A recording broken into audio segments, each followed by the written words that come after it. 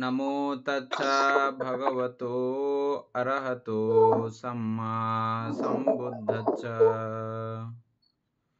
জগৎপূজ্য মহাকারুণিক তথাগত সম্যক সম্বুদ্ধ শ্রীচরণে কৃতজ্ঞ প্রণাম নিবেদন করে পূর্ণ পারমিতে অংশগ্রহণকারী সকল উপাসক উপাসিকা গণের নিরোগ দীর্ঘায়ু সুখী জীবন তথা জ্ঞান বিমণ্ডিত জীবন কামনায় শুরু করতে চলেছি আজকের অভিধর্ম চর্চা ক্লাস।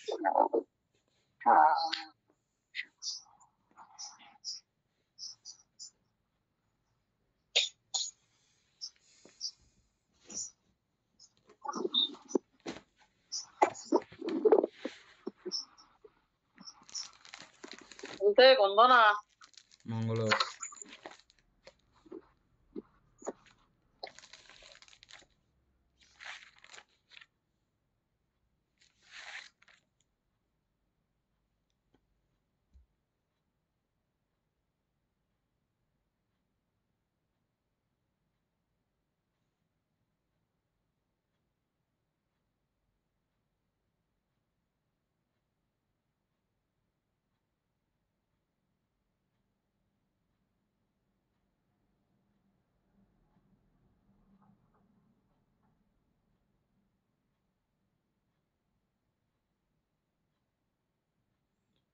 আমাদের পেজ নাম্বার কত?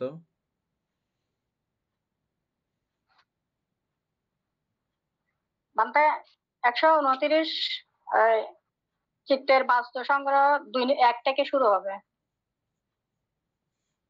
উপরে প্যারাটা আলোচনা করা হয়েছে।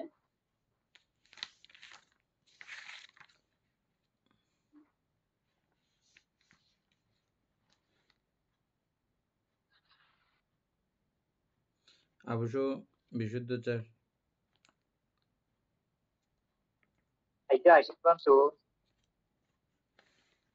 আইজো আসে নাই।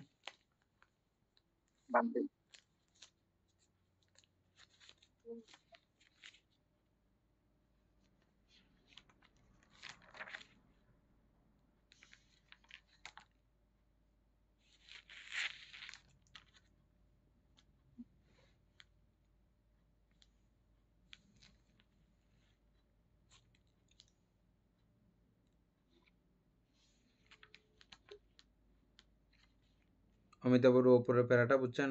প্রথম প্যারাটা হ্যাঁ বান্তে প্রথম প্যারাটা বুঝছি।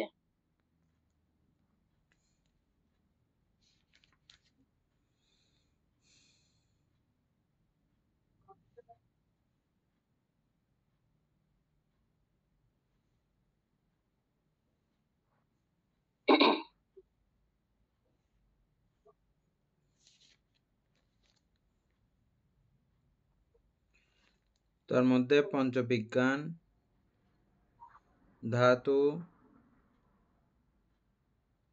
যথাক্রমে সম্পূর্ণরূপে শুধু পঞ্চপ্রসাদ বাস্তুকে আশ্রয় করিয়া প্রবর্তিত হয়। এই পঞ্চবিজ্ঞান তো আমরা চিনি না। পঞ্চবিজ্ঞান ধাতু আমরা চিনি তো না? হ্যাঁ বান্তে চক্ষু বিজ্ঞান, শ্রোত্র বিজ্ঞান, ঘ্রাণ বিজ্ঞান, জিহ্বা বিজ্ঞান, কায় বিজ্ঞান, এগুলো পঞ্চপ্রসাদ ছাড়া প্রবর্তিত বা সংগঠিত হতে পারে না এই সমস্ত কার্যক্রমগুলো। এটা ঠিক আছে তো না? হ্যাঁ বান্তে বুঝছেন দেবেন বাবু, বুঝছেন? বান্তে এখানে পঞ্চবিজ্ঞান ধাতু অর্থ তো গুণ না বান্তে? পঞ্চবিজ্ঞান ধাতু। হ্যাঁ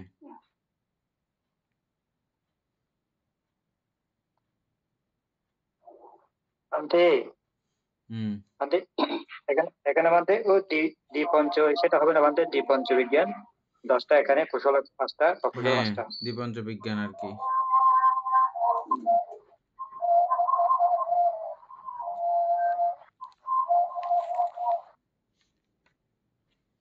তারপরে 2 নম্বর দেখেন, পঞ্চদ্বারাবর্তন এবং সম্প্রতিচ্ছ নামক মনোধাতু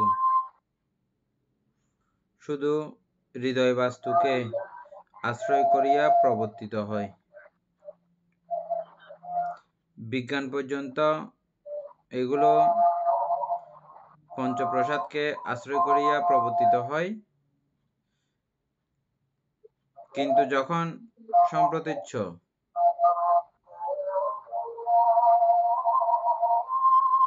কিন্তু মনোধাতুকে আশ্রয় করিয়া প্রবর্তিত হয়। সম্প্রতীচ্ছতে যখন চলে যাবে তখন এটা মনোধাতুর কার্যক্রম। তাহলে বিজ্ঞান এবং সম্প্রতীচ্যের মধ্যে ব্যবধান, তফাৎ, প্রভেদ এগুলো বুঝতে আর সমস্যা হচ্ছে না। অমিতাভ, বুঝতে পারছেন?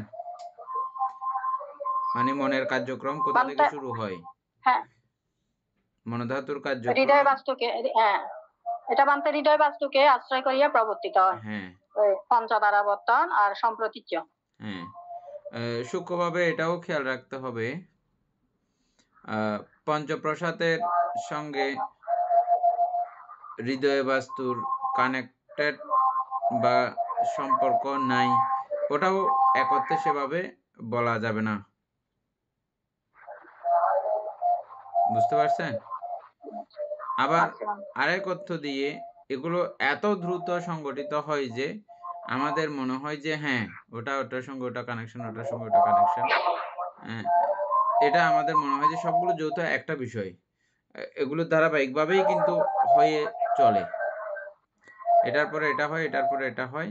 এটা আমাদের চক্ষু দ্বারা এটাকে দেখা সম্ভব নয় বলে আমরা বুঝতেছি না, কিন্তু বুদ্ধ চক্ষুতে এগুলো কিন্তু বুদ্ধ দেখেছেন বলেই এভাবে বিশ্লেষণ করেছেন। আর এত সূক্ষ্মাণুসূক্ষ্ম বিষয়গুলো অনেক সময় আমরা এভাবে দেখতেছি না, কিন্তু যারা খুব তীক্ষ্ণ ইন্দ্রিয়, চিত্ত একাগ্র করেছেন, তারা কিন্তু অনেক সময় এগুলো দেখতে পান। ইচ্ছে করলে তারা এই চিত্তের এই সমস্ত কার্যক্রমগুলোকে তারা দেখতে পান। আরেকটা বিষয়, এগুলো দেখতে না পেয়েও, এগুলো কোনো সাধক যদি দেখতে না পান, তিনিও কিন্তু চিত্তের চিরভঙ্গুরতা, চিত্ত অতি সূক্ষ্ম সময়ের মধ্যে মরে যাচ্ছে, অনিত্য হয়ে যাচ্ছে, এটা না দেখলে, এটা না দেখে সেটাও বোঝা সম্ভব না। আর সেটা না বুঝলে আপনার কাছে কখনো চিরন্তন অনিত্য জ্ঞান কখনো উৎপন্ন হবে না। আর এই অনিত্য জ্ঞান উৎপন্ন না হইলে আপনার দুঃখ মুক্তির নির্বাণ অধিগত করা, অরহত্য মার্গ অধিগত করা, এটাও সম্ভব না। অবশ্য সমাধি ইন্দ্রিয় বুঝছেন?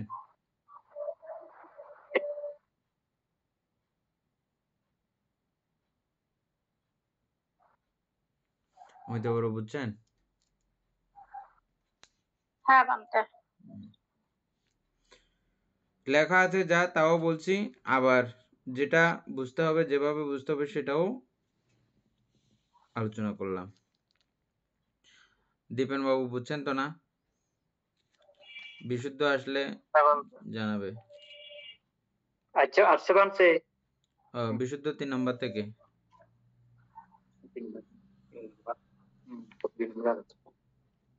বন্দনা বানতে। মঙ্গল।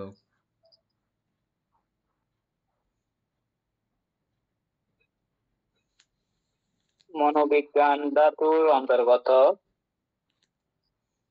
সন্তিরণ চিত্ত মহাবিভাগ প্রতীহ চিত্তদয়, প্রজাপতি মার্গ চিত্ত, অসঞ্চিত্ত এবং রূপাবচ্ছর চিত্ত হৃদয় বাস্তুকে আশ্রয় করিয়া প্রবর্তিত হয়।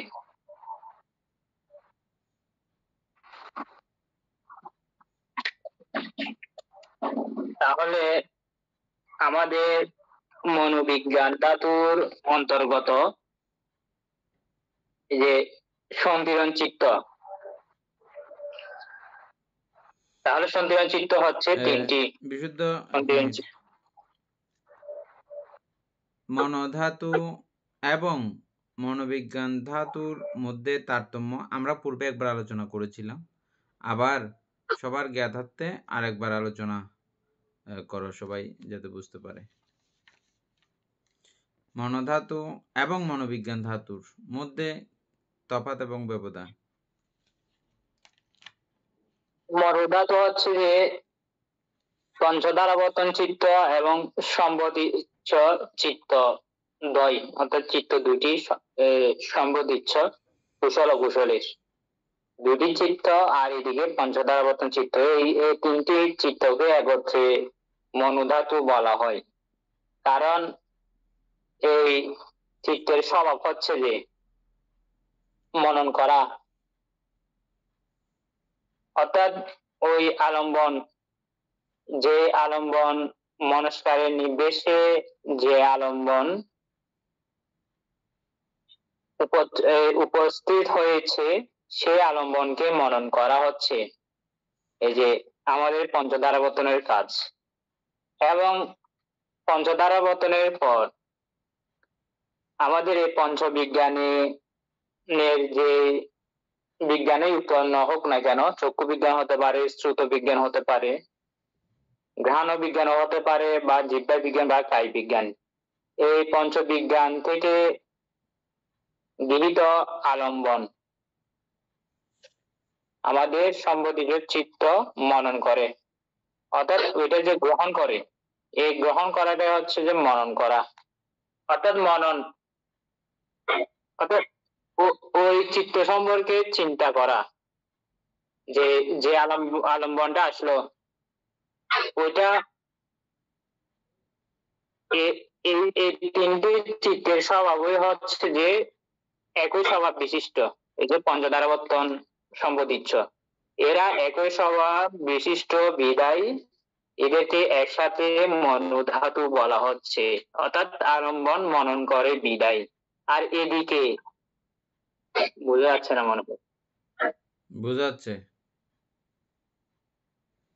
আচ্ছা, আর এদিকে যে অবশিষ্ট চিত্তগুলো রয়েছে আমাদের এই যে পঞ্চবিজ্ঞান ধাতু, ওইদিকে 10টা চিত্ত আর এইদিকে 3টি বর্তমান মনুধাতু, এই 3টি চিত্ত বাদ দিয়ে যে অবশিষ্ট চিত্তগুলো রয়েছে, এই চিত্তগুলোর স্বভাব হচ্ছে যে আলম্বন বীজানন।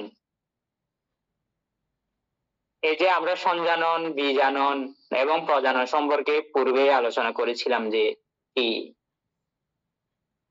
তাহলে এই মনোধাতু এবং পঞ্চবিজ্ঞান ধাতু বাদ দিয়ে অবশিষ্ট চিত্তগুলোকে বলা হচ্ছে মনোবিজ্ঞান ধাতু।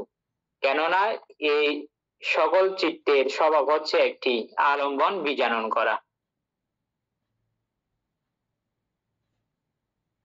সেই জন্য তাহলে এখানে পার্থক্য শুধু এক জায়গায়, ধাতু আলম্বন মনন করে বিদায় একে মনোধাতু বলা হচ্ছে। আর ওই অবশিষ্ট যে চিত্তগুলো রয়েছে পঞ্চবিজ্ঞান বা এবং মনোধাতু বাদ দিয়ে, সেই চিত্তগুলোর স্বভাব হচ্ছে যে আলম্বন বীজানন করা, অর্থাৎ ওই মনন স্বভাব থেকে আরো একটু ও বেশি জানে, অর্থাৎ জ্ঞাত হয়, আরো একটি বিশেষভাবে ও জানে ওই ওই ওই চিত্তগুলো। সেই জন্য এই চিত্তগুলোকে বীজানন স্বভাব বিশিষ্ট বলা হচ্ছে। তাহলে পার্থক্য এক জায়গায়, ওই ওই ওই চিত্তগুলো মনন করে, অর্থাৎ এটা এই যে এর কাজ শুধু যে আলম্বনটা আসলো ওইটার দিকে চিত্তটা ধাবিত হলো এবং ওইটা রিসিভ করলো, এর ভিতর সীমাবদ্ধ। কিন্তু যে মনোবিজ্ঞান ধাতুর যে অন্তর্গত যে চিত্তগুলো রয়েছে সেগুলো ওই মনস্বভাব থেকে আরো একটু বিশেষভাবে জানে, অর্থাৎ ওর কার্যক্রমটা আরো একটু বেশি। ও যে আলম্বনটা আসলো এইকে ও আরো একটু বিশেষ করে জানে, আর একটু বিভাজন করতে জানে, আরো একটু অধিক জানার ক্ষমতা রয়েছে, বিধায় একে বীজানন স্বভাব বলা হচ্ছে। তাহলে পার্থক্য হচ্ছে ও মনন করে বিধায় ওকে মনোধাতু বলা হচ্ছে, ও বীজানন স্বভাব বিশিষ্ট বিধায় ওকে মনোবিজ্ঞান ধাতু বলা হচ্ছে। এই পার্থক্য শুধু এই এক জায়গায়। উপাসক দীপেন বড়ুয়া, আপনি বলেন তো মনোধাতু এবং মনোবিজ্ঞান ধাতু মধ্যে ব্যবধান।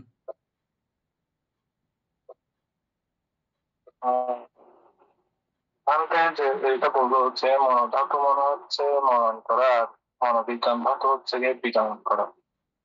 তো এরকমই এটা আসলে যেরকম বলবো এভাবে বোঝা যাচ্ছে, কিন্তু আমার এখানে একটা প্রশ্ন আছে, সেটা হচ্ছে মনন করা বলতে উনি মানে ভাবতে বলছে কি গ্রহণ করা।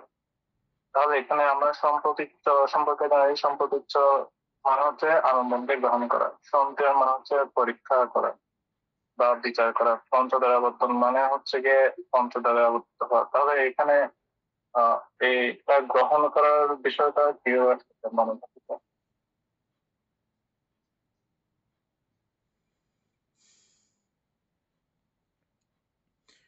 বিশুদ্ধ বোঝা গেছে প্রশ্নটা? রাতে আমি খেয়াল করিনি। সাধারণত আমি বলতে চাচ্ছিলাম যে আপনি বলছেন যে মন বলতে গ্রহণ করাটা বোঝাচ্ছে এখানে। তো এই ক্ষেত্রে যে তিনটা চিত্ত আছে মনোধাতুতে, এগুলোর আলাদা আলাদা বৈশিষ্ট্য আছে। তো যেমন সম্প্রতিচ্ছের কাজ হচ্ছে গিয়ে গ্রহণ করা, সম্পূরণের হচ্ছে গিয়ে পরীক্ষা করা বা বিচার করা, আর পঞ্চদ্বারাবর্তন হচ্ছে গিয়ে পঞ্চদ্বারা আবর্তিত হওয়া এটা। তো এই ক্ষেত্রে এই তিনটার বৈশিষ্ট্য মন করা মানে আসলে এটা বোঝা যাচ্ছে না এই দিক থেকে। একটা কথা মনে রাখবেন, এগুলো সবগুলোই কিন্তু বিজ্ঞান প্রক্ষান্তরে, বুঝছেন? সবগুলোই বিজ্ঞান, তবে প্রত্যেকটা কিছু, এই সবগুলো বিষয় একই রকম না, একই কিছু না। এগুলোকে আলাদা আলাদা করে চেনার জন্য নানান প্রজ্ঞপ্তিতে আমরা এগুলোকে রূপায়িতভাবে দেখেছি। ভগবান বুদ্ধ এগুলোকে নানান প্রজ্ঞপ্তিতে এগুলোকে রূপায়িত করেছেন। সেইভাবেই আমরা এগুলো পড়তেছি, মনে রাখতেছি এবং মনে রাখতেছি, এবং এত বিশ্লেষণ, পুঙ্খানুপুঙ্খানু চুলছেরা বিশ্লেষণ এই জন্যই করতেছি, এটার সঙ্গে এটা তফাৎ যাতে বুঝতে পারি, এবং এটা এটা নয়, এটা সম্পূর্ণ আলাদা একটা বিষয়। একটু পরের, একটু আগের এই বিষয়গুলো সম্পূর্ণ আলাদা, এবং এদের গুণধর্মতাও আলাদা। এগুলো বোঝার জন্যই এই বিশ্লেষণ এবং ব্যাখ্যা। মনোধাতু বলা হচ্ছে এই কারণেই, শুধু মনন করার ক্ষমতা আছে, অন্য কোনো ক্ষমতা আর নাই। আপনার কথা হচ্ছে যে এখানে সন্তিরণ যেটা আছে সেটা তো কিছুটা যাচাই বাছাই পরীক্ষা নিরীক্ষা করছে, হ্যাঁ, ওটা থেকে এটা একটু প্রো আছে, ডেভেলপ আছে, এটা ঠিক আছে, কিন্তু হইলেও তারা এই চিত্তের অধিকাংশ স্বভাব হচ্ছে যে মনন স্বভাব বিশিষ্ট। শুধু ও ওই সম্প্রতি যেরকম বিনা বাধাই রিসিভ করে, বিনা বাধাই গ্রহণ করে, ওরকম কোয়ালিটির মধ্যেই ওকে ওই চিত্রটাকে গণা হয়েছে। এর পরেরগুলো হচ্ছে যে আরও একটু বিশদভাবে জানি বুঝি ওই আলম্বন সম্পর্কে, যেটাকে আমরা বলি মনোবিজ্ঞান ধাতু। মনোবিজ্ঞান ধাতু প্রকান্তরে সবগুলোই মনোবিজ্ঞান, সবগুলোই, কিন্তু এটাকে আবার আলাদা করে এই বিশেষণে, মনোবিজ্ঞান ধাতু বিশেষণে বিশেষায়িত করার কারণ হচ্ছে যে সম্প্রতিচ্ছ এবং সন্তিরণের মতো না, এটা অনেক আরো বেশি ডেভেলপ, আলম্বন সম্পর্কে আরো অনেক বেশি জানে এই অবস্থায় গেলে চিত্ত। এটাই বুঝতে পারছেন এখন? না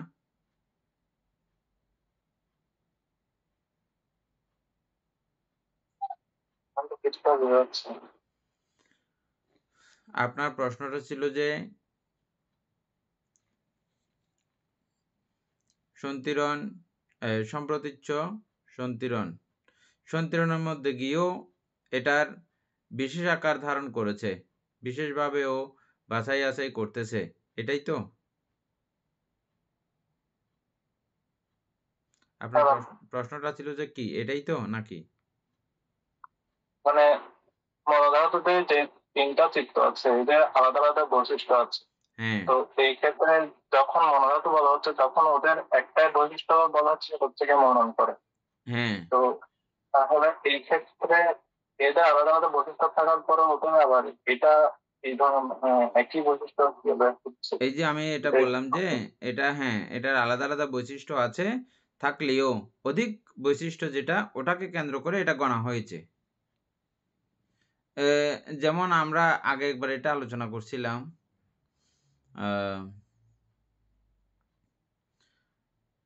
আমরা ইয়ের মধ্যে কোথায়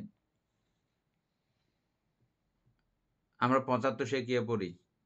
৭৫ শেকিয়া প্রথম যেটা দিয়ে শুরু হয় এটা শুরু বর্গ। তো এখানে 10টা ইয়া থাকে একটা বর্গের মধ্যে, 10টা করে লাইন থাকে। শুরুটা 2টা আছে। শুরু করে আমি খাদ্য ভোজন করব না, শুরু করে পানীয় পান করব না, হ্যাঁ, এরকম করে আছে। কিন্তু আর বাকি 8টা কিন্তু এই শুরুর সঙ্গে কোনো মিল নাই। এরকম একটা ব্যাপার সূক্ষ্মভাবে আপনাকে মাথায় রাখতে হবে। এই 2টা বিষয় কিন্তু মনন পর্যায়ভুক্ত। মননের মধ্যেও একটু তারতম্য আছে, ওটা শুধুমাত্র রিসিভ করেছে, আর কোনো কাজ নাই সম্প্রতিচ্ছের। আর সন্তিরণের মধ্যে গিয়ে ও আরেকটু ইয়ে হয়েছে, পাকাপোক্ত হয়েছে, ও বাছাই করতেছে, হ্যাঁ, তবে বাছাই করতেছে আর কি। এটা নিয়ে আর কোনো বিশেষ বিশ্লেষণ নাই, সেজন্য এটা মনন পর্যন্ত সীমাবদ্ধ। আর এই মনন পর্যন্ত সীমাবদ্ধতার কারণেই এটাকে মনোধাতু বলা হয়েছে। প্রকান্তরে এটাও বিজ্ঞান,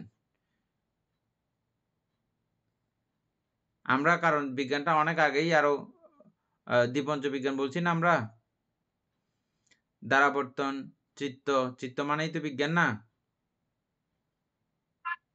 বুঝছেন?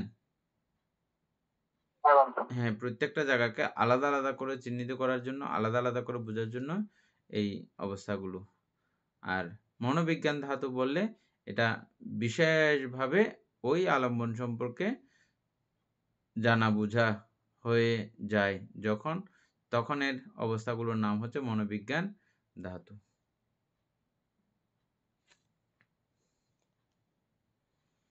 বিশুদ্ধচার তারপরে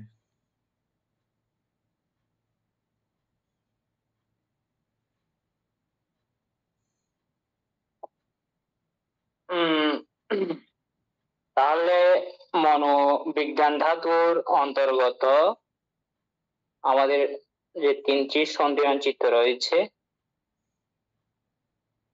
এবং মহাবিপাক, যে মহাকুশল চিত্তের যে 8টি মহাবিপাক চিত্ত রয়েছে এবং প্রতীক চিত্তদ্বয় অথবা কুশলে যে 2টি প্রতীক চিত্ত আছে এবং শ্রোতাপতি মার্গ চিত্ত, লোকোত্তরের শ্রোতাপতি মার্গ চিত্ত এবং হসন চিত্ত, এই যে অহেতুক ক্রিয়া চিত্তের যে তুষ্পাদ চিত্ত রয়েছে সেটাকে বলা হচ্ছে হসন চিত্ত এবং রূপাবচর চিত্ত। এবং রূপাবচরে যে চিত্তগুলো রয়েছে হৃদয় বাস্তুকে আশ্রয় করিয়া প্রবর্তিত হয়, অর্থাৎ এই চিত্তগুলো সব আমাদের হৃদয় বাস্তুকে কেন্দ্র করে, আশ্রয় করে ওরা ওদের কার্যক্রমগুলো চালায়। অর্থাৎ হৃদয় বাস্তু থেকেই এই চিত্তগুলো উৎপন্ন হয়, হৃদয় বাস্তুকে আশ্রয় করে এই চিত্তগুলো উৎপন্ন হয়।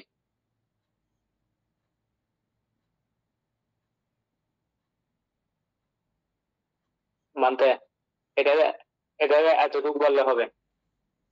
অমিতা বড়ুয়া যেটা বুঝছেন এটা বলেন, তবে দীপেন বড়ুয়া বলার জন্য প্রস্তুত থাকেন। বান্তা এখানে মনোবিজ্ঞান ধাতুর অন্তর্গত সন্তিরণ চিত্ত, মহাবিপাক, প্রতীক চিত্তদ্বয়, শ্রোতাপত্তি মার্গ চিত্ত, হসন চিত্ত এবং রূপবচর চিত্ত হৃদয় বাস্তুকে আশ্রয় করিয়া প্রবর্তিত হয়। মনোবিজ্ঞান ধাতুর অন্তর্গত যেটা আমরা এতক্ষণ পর্যন্ত করছি সন্তিরণ চিত্ত, যেটা কুশল। বান্তা এখানে কুশল ও কুশল দোনোটা হবে না? কুশল ও কুশলে, হ্যাঁ, আচ্ছা। আবার মহাবিপাক চিত্ত হবে যে মহাকুশলের মহাবিপাক চিত্তগুলো। আর প্রতীক চিত্তদ্বয় হচ্ছে যে ওই দ্বাদশ কুশলের মধ্যে দশমূলক চিত্ত, যেগুলো আছে দোমনস্য সহগত প্রতীক সম্প্রযুক্ত অসংস্কারিক চিত্ত আর একটা দোমনস্য সহগত প্রতীক সম্প্রযুক্ত স্বসংস্কারিক চিত্ত, এই দুইটা। আর শ্রোতাপত্তি মার্গ চিত্ত হচ্ছে যে লোকোত্তর চিত্তগুলো। তারপর হসন চিত্ত হচ্ছে যে অহেতুক ক্রিয়া চিত্তের মধ্যে যেটা সমনস্য সহগত ওষুধ উৎপাদক চিত্ত আছে এটা, এবং রূপবচর চিত্তগুলো 15টা, এগুলো হৃদয় বাস্তুকে আশ্রয় করিয়া প্রবর্তিত হয় এই চিত্তগুলো।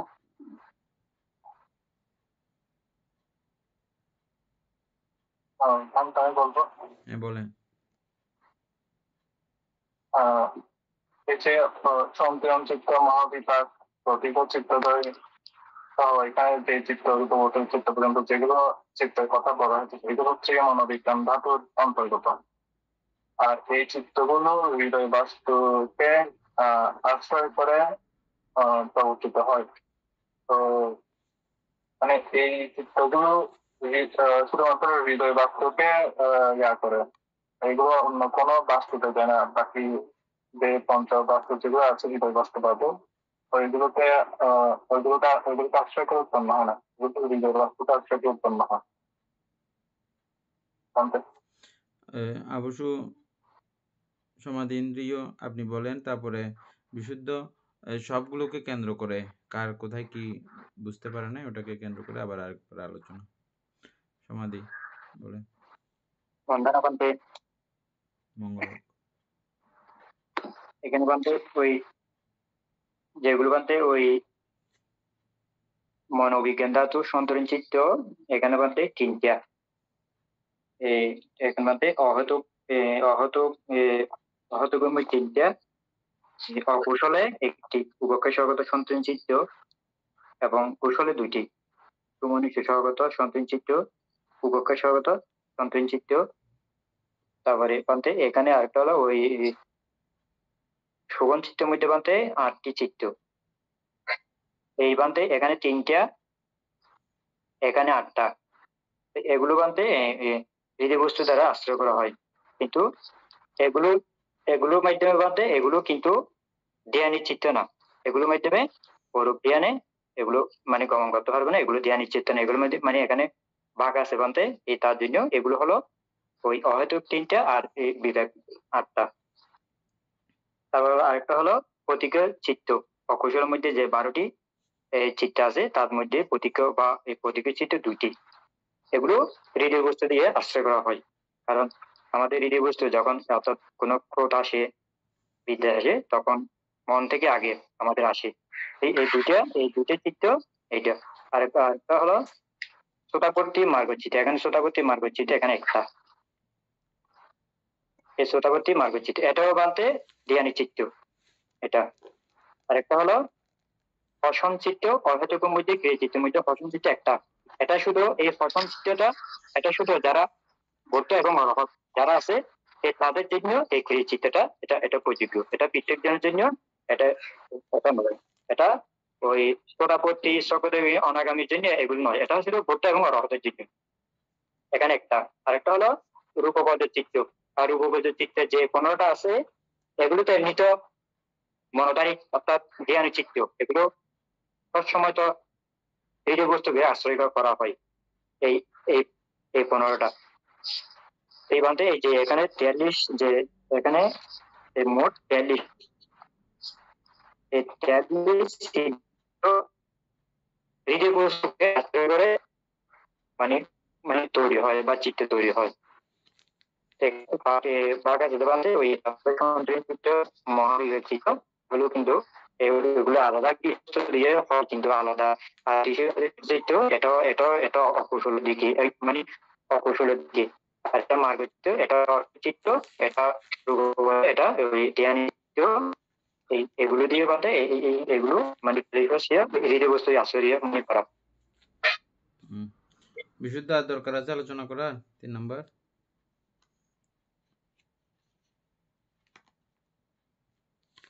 মানে ওরা বুঝতে কিনা এটার উপর নির্ভর করতে, আলোচনার মাধ্যমে ওরা তো আলোচনা করছে, ওদের আলোচনা শুনে কি মনে হলো? বুঝছে না বুঝে নাই?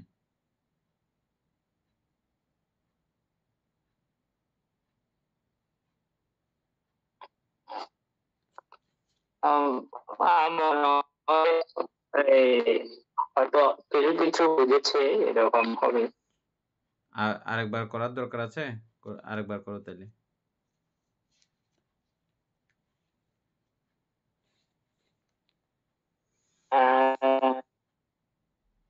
এখানে বলছে মনোবিজ্ঞান, তাহলে হ্যাঁ, এই চিত্রগুলোর কার্যক্রম বুঝতে হলে আমি প্রথম থেকে বুঝে আসতে হবে যে পঞ্চবিজ্ঞান ধাতু, মনোধাতু এবং ধাতু। যেহেতু উপরের দুটি পয়েন্টে পঞ্চবিজ্ঞান এবং মনোধাতু সম্পর্কে আলোচনা হয়েছে, বান্ধে করেছে, তো আমি একটু সংক্ষেপে যাব এটা বোঝার জন্য। তাহলে ধাতুতে আমাদের চক্ষু বিজ্ঞান হতে শুরু করে কায়িক বিজ্ঞান পর্যন্ত, অর্থাৎ মনোবিজ্ঞান বাদ দিয়ে এর পঞ্চ ইন্দ্রিয় যে কাজ, তাহলে চক্ষু বিজ্ঞান ধাতু এখানে কিন্তু আলাদা পাঁচটি। তাহলে শ্রুত বিজ্ঞান ধাতু, ঘ্রাণ বিজ্ঞান ধাতু, জীবের ধাতু, কায়ন ধাতু, এক একটি আলাদা আলাদা কাজ। একটি কাজ অন্যটি করতে পারে না। যেমন চক্ষু বিজ্ঞান ধাতুর কাজ দেখা, এই চক্ষু বিজ্ঞান দিয়ে আপনি শুনতে পারবেন না, ঘ্রাণ নিতে পারবেন না, স্পর্শ অনুভব করতে পারবেন না, রস অনুভব করা যায় না। সেই জন্য ওর কাজটাই শুধু দেখা, সেই জন্য একে ধাতু বলা হচ্ছে। তো আর যে বাকি চারটা রয়েছে এদের,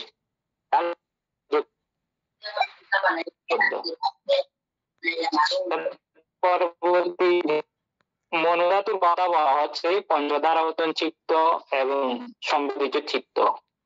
এই দুটির কাজ হচ্ছে এই যে রূপ, শব্দ, গন্ধ, রস, স্পর্শ, অর্থাৎ এই পঞ্চ ইন্দ্রিয়ের আলম্বনকে ওরা জানতে পারে।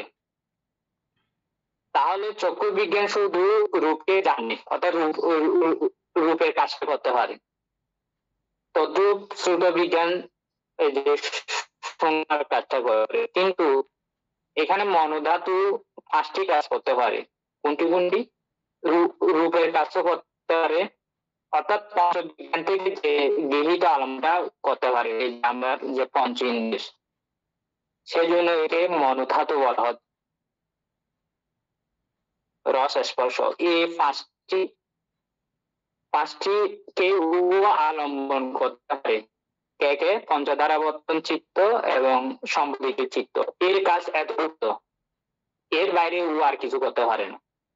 অর্থাৎ এই ইন্দ্রিয়ের ভিতর সীমাবদ্ধ, পঞ্চ ইন্দ্রিয়ের ভিতর ও সীমাবদ্ধ, কিন্তু মনের কাজটা করতে পারে। তো মনের কাজটা কে করে? আমার মনোবিজ্ঞান ধাতুর অন্তর্গত যে চিত্তগুলো রয়েছে, সে মনের কাজও করতে পারে। এবং যে আমাদের ধর্মাবলম্বন রয়েছে,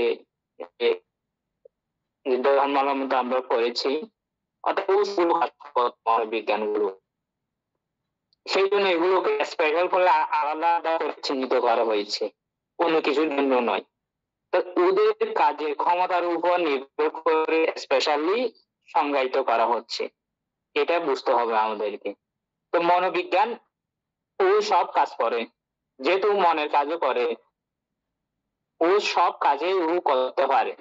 আমাদের যে ধর্ম আরম্ভ রয়েছে, যে পঞ্চপ্রকার রূপ, আরো সূক্ষ্ম রূপ,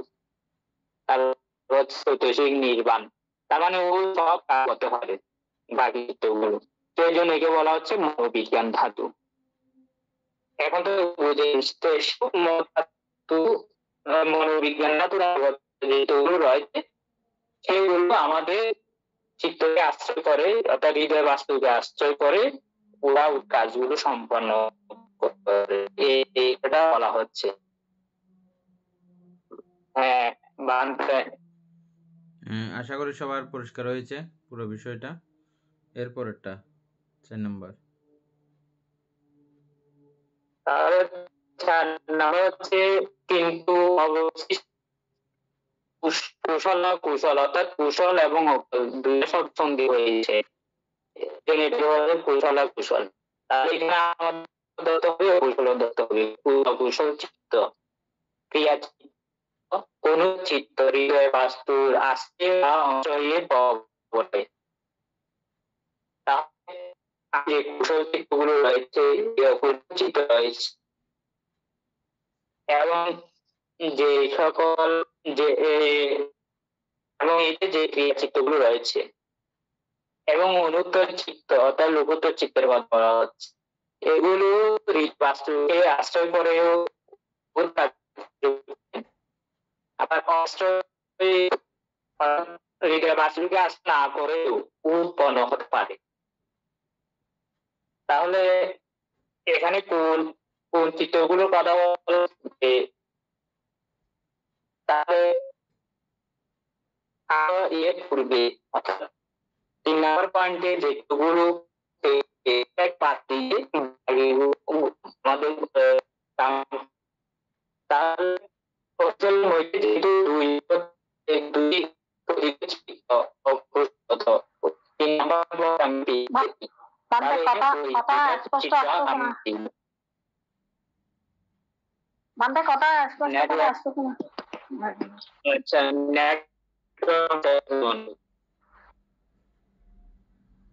এখন বুঝতে যাচ্ছে? হ্যালো, হ্যাঁ বান্দে বোঝা যাচ্ছে। হ্যাঁ, তাহলে কুশল ও অকুশল চিত্ত একটু আমরা গণনা করবো। তাহলে কুশলের যেহেতু 3 নম্বর পয়েন্টে প্রদীপ চিত্ত ভাগ করে গেছে, তাহলে এখানে 10টি অকুশল চিত্ত কথা বলা হচ্ছে, অর্থাৎ প্রদীপ চিত্ত বাদ দিয়ে যে 10টি অকুশল চিত্ত রয়েছে ওইগুলো।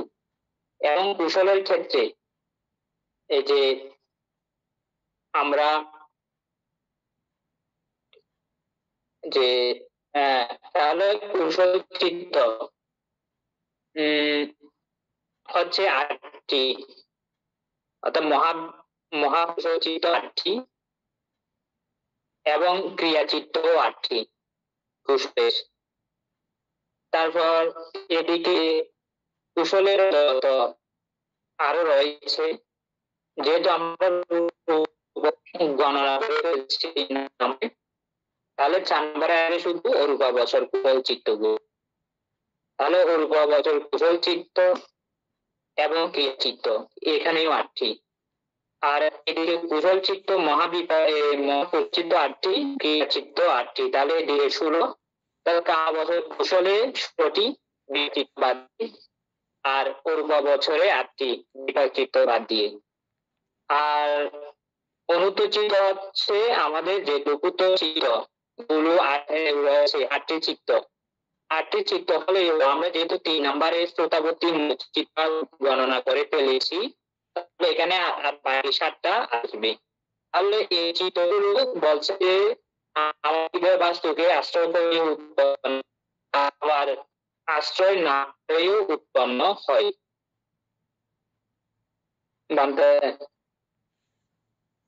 অমিতাভ বড়ুয়া বুঝছেন?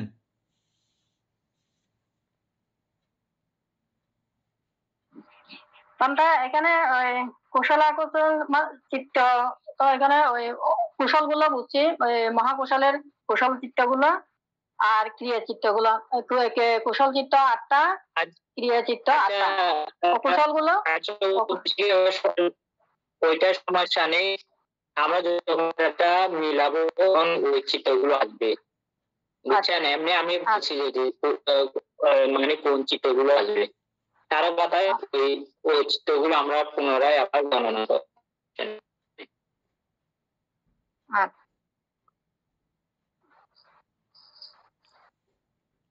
আচ্ছা, তারপরে 5 নাম্বার বুঝছেন?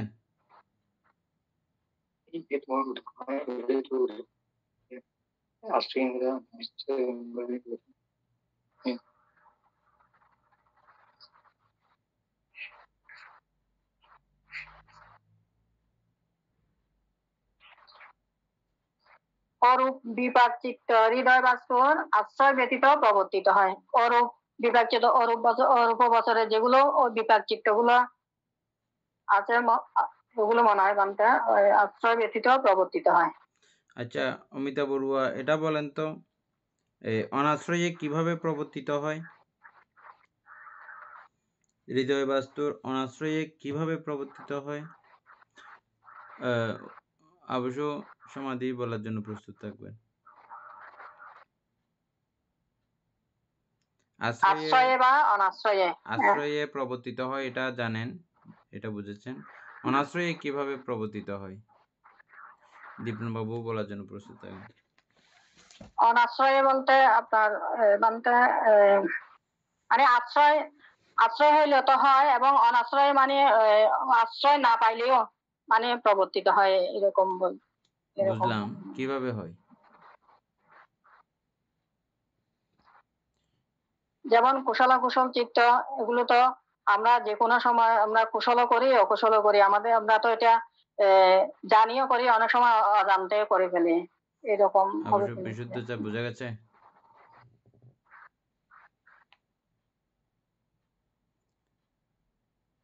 বানতে কারেন্ট না থাকলেও উপরে নেটওয়ার্ক থাকে আশা করি, উপরে বসলে সুবিধা হয়। প্রশ্নটা না না বানতে ওখানে ডিস্টার্ব করে ওখানেও না?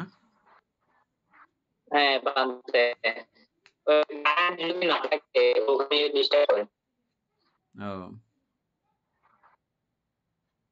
অনাশ্রয়ে কিভাবে উৎপন্ন হতে পারে?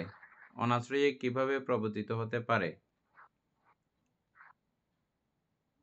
এটা কি বানতে যখন আমাদের যে যে বাকি যেহেতু বাস্তুর কথা আছে, তাহলে হৃদয় বাস্তু যদি অন্য বাস্তু যদি আলম্বরে চিত্র উৎপন্ন, তখন তো এটা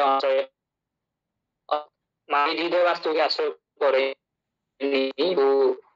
কোনো বা চক্ষু বাস্তু হতে পারে, শ্রুত বাস্তু হতে পারে। যখন একে আলম্বন করে চিত্ত উৎপন্ন হয়, তখন এই যে হৃদয় বাস্তু তো আর আশ্রয় করে নেই। এটা কিভাবে হবে? আর মানে এটা আপনি আলোচনা করলে ভালো হবে, যেহেতু একটু ডিফিকাল্ট আছে এটা।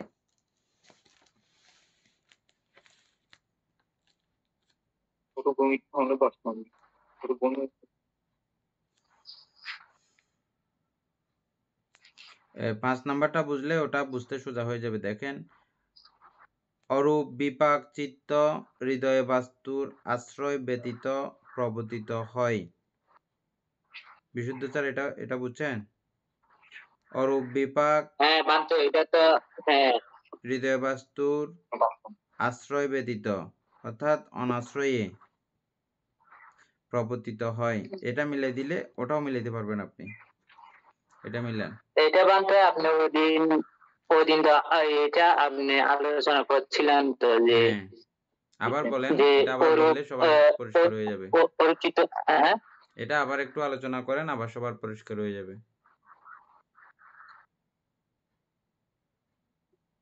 ওইদিন আপনি যেভাবে বান্ধব বলছিলেন যে যখন কোনো জ্ঞানী ওই যে আকাশকে আলম্বন করে যখন উনি ধ্যান উৎপন্ন করেন, তখন ওনার চিত্তটা যেহেতু আকাশকে আলম্বন করে রয়ে গেছে, কোনো বাস্তুকে আশ্রয় করেনি। এই যে আকাশ, অনন্ত আকাশকে আশ্রয় করে ওনার চিত্তটা রয়ে গেছে। তো এই ক্ষেত্রে কোনো বাস্তুরই প্রয়োজন নেই, অর্থাৎ ওনার চিত্তটা ওই আকাশকে আলম্বন করে ওই জায়গাতে সীমাবদ্ধ রয়ে গেছে, ওই আলম্বনে রয়ে গেছে। তাহলে এই ক্ষেত্রে আমাদের বাস্তুর প্রয়োজন হচ্ছে না। তাহলে তদ্রুপ ভাবে এই চিত্তগুলো কি বান্ধে?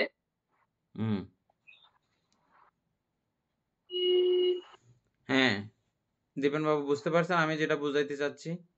অনাশ্রয়ে কিভাবে উৎপত্তি হয়, প্রবর্তিত হয়? এটা তো অধ্যয়নের ক্ষেত্রে না হয় এটা বোঝা যাচ্ছে, কিন্তু অকুশলের ক্ষেত্রে এটা কিভাবে অনাশ্রয়? অকুশলের ক্ষেত্রেও সবসময় যে আমাদের সর বাস্তুকে কেন্দ্র করেই চিত্ত উৎপন্ন হতে হবে এমন না, এগুলো ছাড়াও চিত্ত উৎপন্ন হতে আমরা দেখতেছি। উদাহরণস্বরূপ সেজন্য আমি ওই অরূপের কথা টানছি যে যদিও বা এই অরূপবচর ধ্যান শুরু করার পূর্বে আমি হৃদয় বাস্তুকে আশ্রয় করেই আমার অবস্থাটা ছিল বটে, কিন্তু পরবর্তীতে যখন ওখানে আমি পৌঁছে গেছি তখন তো এমনিতেই আমার রূপটা উধাও হয়ে গেছে, আর কোনো বাস্তুও নাই। আর বাস্তুর আশ্রয়ে চিত্ত চলবে কিভাবে? ঠিক একই রকম অবস্থা আমরা এই রূপ থাকাকালীন সময়েও মাঝে মধ্যে আমাদের এরকম হতে আপনারা খেয়াল করেছেন কি কখনো?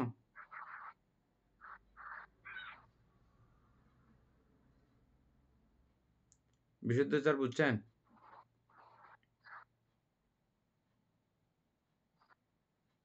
বান্তে অর্থাৎ এই যে অরূপবচরের সময় যেমন আকাশকে ভিত করেই চিত্ত থেকে যায়, তখন আবার এদিকে আমার বান্তে পঞ্চ বাস্তু বা ছয়টা বাস্তু কোনো বাস্তুই যেহেতু থাকে না, হ্যাঁ, তাহলে হ্যাঁ এই চিত্ত তখন বাস্তুর অনাশ্রয়েই প্রবর্তিত হয়ে চলে। ঠিক এই অবস্থা যদি ওই সময় হতে পারে, নর্মালিও আমরা দেখতেছি যে নানা সময় এরকম করে হতে পারে। এই চিত্তগুলো কোনগুলো?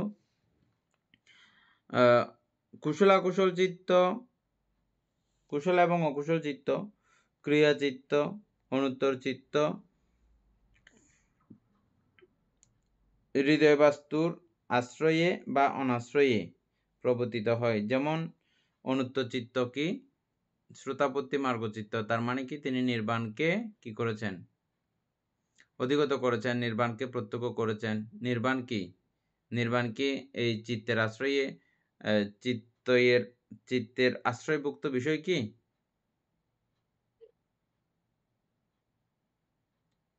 বিষয় তো বোঝা গেছে? বান্তে এখানে আসলে যে সবসময় যে আশ্রয় উৎপন্ন হয়ে গেল, এটা হচ্ছে আশ্রয় উৎপন্ন হয়। হ্যাঁ, তো ওইটা হয়তো আমার মনে হচ্ছে যে এটা হয়তো সম্ভবত ওরূপ চিত্তের কথাই মনে হয় ইন্ডিকেট করেছে, আবার স্পেশাল ভাবে করেছে। তাহলে শুধু সবসময় যে না, আশ্রয় হয় এটা না, আমার শুধু অরূপের বেলায় হবে এমন না। আমরা যে লোকোত্তর চিত্তগুলো দেখছি, লোকোত্তর চিত্তগুলো যে উৎপন্ন হয়, লোকোত্তর চিত্ত মানে কি? নির্বাণ চিত্ত। শ্রোতাপত্তি মার্গেও নির্বাণকে হেতু করে চিত্ত উৎপন্ন হয়, ঠিক তো? এটা তো নির্বাণ তো এমন কোনো বিষয় না যেটা আমার বাস্তুকে ভিত করে ও তৈরি হবে, এমন তো কোনো কিছু না এটা, নাকি না? সেই দৃষ্টিকোণ থেকে চিন্তা করলে এটা অনাশ্রয়ে উৎপন্ন হয়, এটা ঠিক আছে কি? উৎপন্ন হয়। হ্যাঁ, হৃদবাস্তুতেই উৎপন্ন হয়। হ্যাঁ, হৃদবাস্তুতে উৎপন্ন হয় এক দৃষ্টিকোণ থেকে। আরেক দৃষ্টিকোণ থেকে মিলাই দেখো, এটা যেহেতু এটা কোনো বিষয় না, সম্পূর্ণ নির্বাণকে কেন্দ্র করেই এই চিত্ত উৎপন্ন হয়। হৃদবস্তুর সাহায্যে এই বিষয় উপলব্ধি হয়েছে বটে, কিন্তু যখন ওই চিত্তের শুধুমাত্র সেই চিত্তের হিসাব করব, ওই চিত্ত কিন্তু সম্পূর্ণ বাস্তু বিচ্ছিন্ন।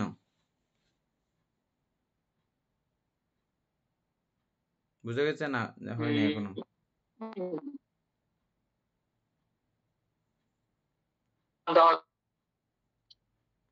নেটওয়ার্কও নাই আজকে।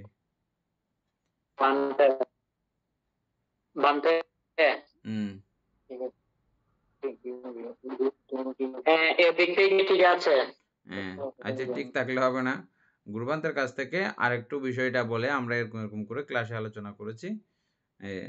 আশ্রয়ী অনাশ্রয়ী বিষয়টা আরেকবার শিখে নিলে ভালো হবে, কালকে আবার আমাদের সবাই জানবে। অমিতা বড়ু, আমি যতদূর পর্যন্ত বলতে চেয়েছি অতদূর কি বুঝছেন? দীপেনবাবু বুঝছেন?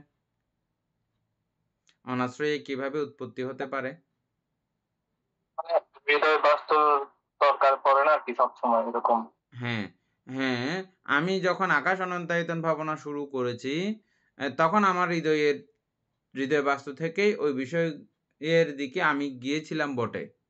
কিন্তু যখন যাওয়া হয়ে গেছে, যখন এটা এদিক থেকে আমি অরূপ হয়ে গেছি, তখন তো আর এমনিতেই রূপ নাই, তখন তো অরূপেই চলছে সবকিছু।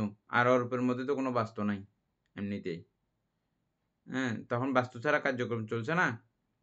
ঠিক ওই অবস্থাটা বুঝে থাকলে আমরা মাঝে মধ্যে আমাদের চেতনা জগতেই আমরা মাঝে মধ্যে অরূপী হয়ে যাই। বুঝে গেছে? মাঝে মধ্যে এমনিতেই আমরা নরমালি, আপনারা খেয়াল করে দেখলে পাবেন এগুলো। হ্যাঁ, একটু চিন্তা করতে সময় লাগবে আপনাদের। মাঝে মধ্যে আমরা এরকম কিন্তু হয়ে যাই। আমাদের উপর মধ্যে আমরা থাকি না। ও, বিশুদ্ধ এটা আপনি আরেকটা নিজে বিষয়, ভাবলেই আরেকটু বুঝে যাবেন বিষয়টা।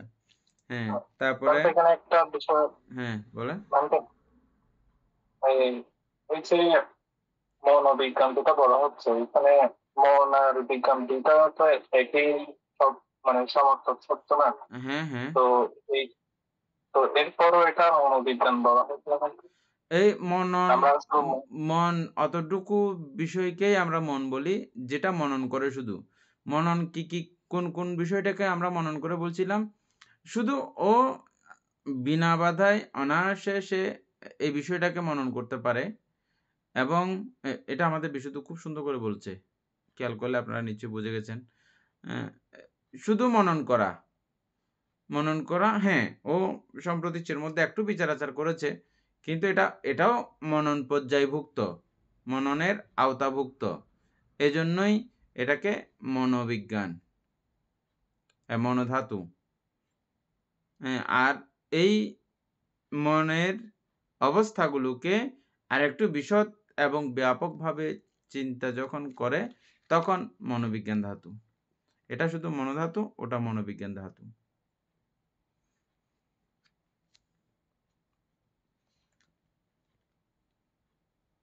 বিশুদ্ধাচার, আমরা কথাটা ইয়ে করে শেষ করবো আজকে ক্লাস।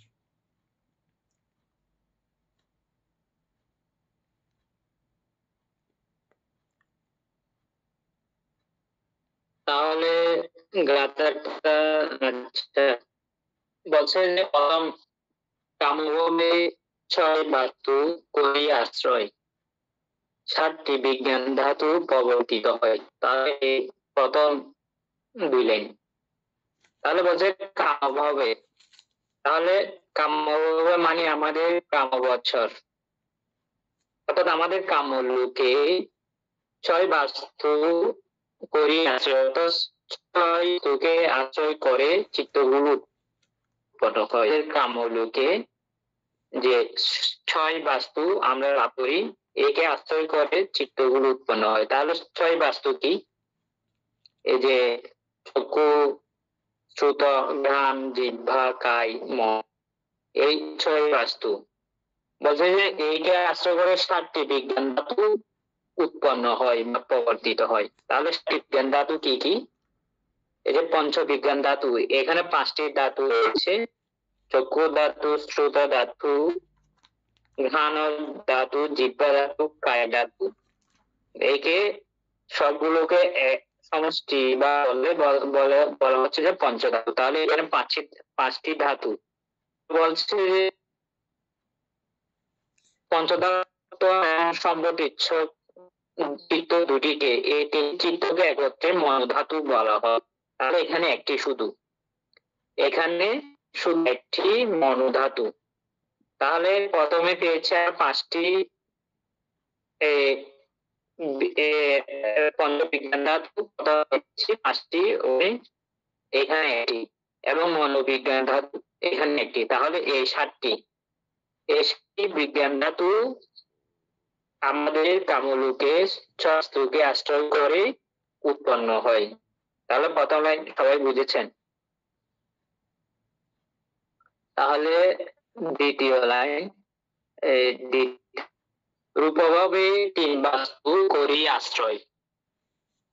তাহলে বলা হচ্ছে যে রূপভাবে, তাহলে রূপভাবে তিনটি বাস্তু আমরা লাভ করি। কি কি? ওইটা হচ্ছে যে চক্ষু, শ্রুত এবং হৃদয়। তাহলে এই তিনটি বাস্তুকে আশ্রয় করে রূপভাবে তিন বাস্তু করে আশ্রয় চারিটি বিজ্ঞান প্রবর্তিত হয়। তাহলে এখানে আমাদের রূপাবচর অর্থাৎ যে রূপ ব্রহ্মলোকের কথা বলা হচ্ছে। রূপ ব্রহ্মলোকে তিনটি বাস্তু থাকে। তাহলে কি কি? চক্ষু, চক্ষু, শ্রুত এবং হৃদয় বাস্তু। একে আশ্রয় করে চারটি বিজ্ঞান ধাতু উৎপন্ন হয়। এই চারটি বিজ্ঞান ধাতু হচ্ছে যে এই যে প্রথমে চক্ষু বিজ্ঞান ধাতু, শ্রুত বিজ্ঞান ধাতু, এখানে দুটি, তারপর মন ধাতু এবং মনোবিজ্ঞান ধাতু। তাহলে এই চারটি, বুঝেছেন? চারটি বিজ্ঞান ধাতু কি কি? চক্ষু ধাতু, এই নিজে ধাতু, চক্ষু ধাতু, পঞ্চ ধাতু বলছে যে ওখানে চক্ষু ধাতু ছিল, শ্রুত ধাতু ছিল। তাই চক্ষু ধাতু, শ্রুত ধাতু দুটি, যেহেতু এগুলো রূপলোকে এইগুলো থাকে। তারপর হচ্ছে যেহেতু হৃদয় বাস্তু থাকে, তাহলে হৃদয় বাস্তুর অন্তর্গত হচ্ছে যে মনো ধাতু এবং মনোবিজ্ঞান ধাতু।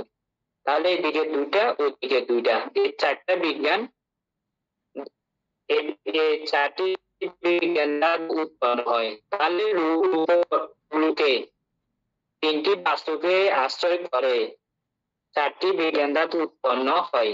এটা তো বুঝেছেন এখন?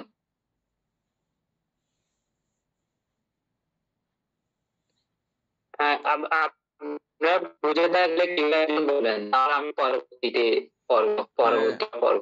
আজকে ইয়ে হচ্ছে না, হ্যাঁ বানতে তাড়াতাড়ি ক্লাস বানতে করতে বলছে তো, কথাগুলো এগাচ্ছে না। নেটওয়ার্কও নাই। আমরা এটা আবার কালকে একটু ক্লিয়ার করবো। হ্যাঁ, আচ্ছা। সধর্মপ্রাণ প্রিয় উপাসক উপাসিকা বৃন্দ, এতক্ষণ যাবৎ আমরা অভিধর্ম চর্চা করেছি। এতে আমাদের অপ্রমেয় পুণ্যরাশি সঞ্চিত হয়েছে। এই পুণ্যরাশি অনন্ত চক্রবর্তী সত্যগণকে দান করছি, গুরুভান্তে দেবকে দান করছি, মাতা পিতাগণকে দান করছি, এবং যারা আমাদেরকে এভাবে প্রতিনিয়ত ধর্মচর্চায় সহযোগিতা করছেন, উৎসাহী করে চলেছেন, তাদের সকলকেও এই পুণ্যরাশি দান করছি। যারা আমাদেরকে প্রতিনিয়ত চারিবৃত্তাদি দান করেন, তাদেরকেও এই পুণ্যরাশি দান করছি। এই পুণ্যরাশির কাছে আমরা প্রত্যেকে প্রার্থনা করব নির্বাণ লাভ অবধি অসৎ ব্যক্তি, মূর্খ ব্যক্তি, পাপ মিত্রের সংসর্গ লাভ না করে সদা সর্বদা জ্ঞানদোষী কল্যাণ মিত্রের সান্নিধ্য সংসর্গ লাভ করতে সক্ষম হই। এইরূপ সাধু কামনা পোষণ করে আজকের মতো ক্লাস এখানেই সমাপ্ত করছি। সাধু সাধু সাধু।